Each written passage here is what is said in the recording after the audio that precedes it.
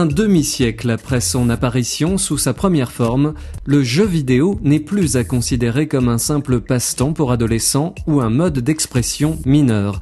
La preuve, le Centre de recherche sur les médiations à l'université Paul Verlaine de Metz a fait du jeu vidéo un pôle de recherche.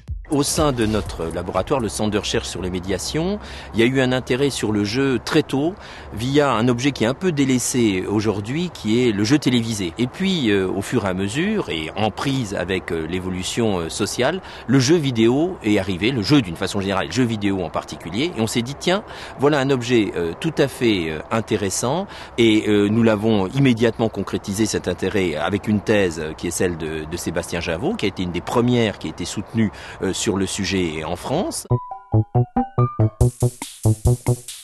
J'ai fait des études de cinéma. Je faisais souvent des parallèles entre la façon dont le cinéma était analysé, dont il avait été reçu aussi en tant que divertissement à ses débuts dans les foires, etc.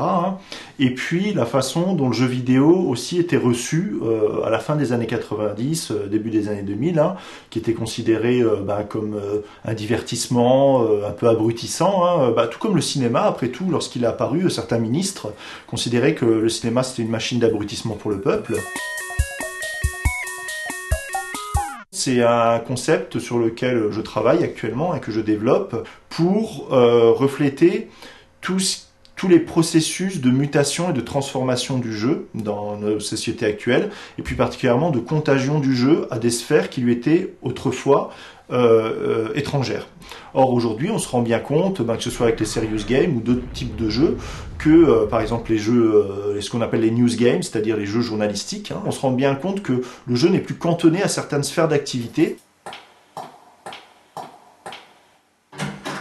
Le jeu comme forme d'expression l'intéresse avant tout, par exemple à travers l'émergence de jeux atypiques ou revendicatifs.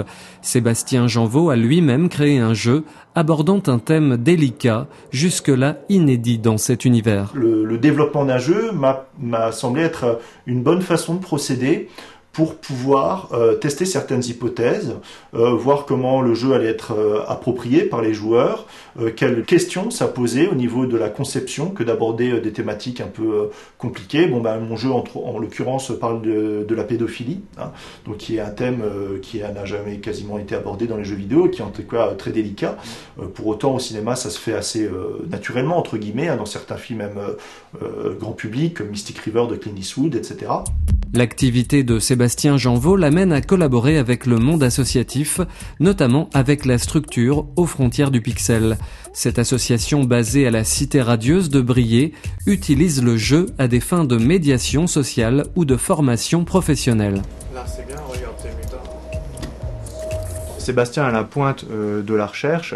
Nous justement on essaye d'anticiper parce qu'on s'est rendu compte que notamment dans le cadre de formation professionnelle, il y a un véritable besoin de trouver de nouveaux outils pédagogiques. Le jeu vidéo, c'est le loisir numéro 1. Pour autant, dans la sphère publique, c'est quelque chose qui n'apparaît que très peu.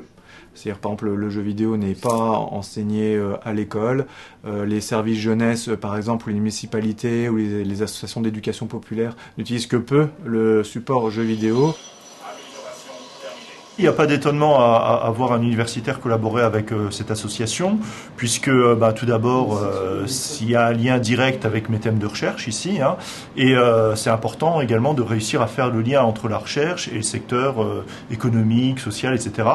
Aussi, cette association a la particularité, et ça c'est vraiment très important, de conserver d'anciennes machines de jeux vidéo, de faire des expositions sur des machines de jeux vidéo. Et moi, ces logiques-là de patrimoine du jeu vidéo, de construction d'une mémoire du jeu vidéo, c'est vraiment quelque chose que j'étudie autour des enjeux culturels de ce domaine.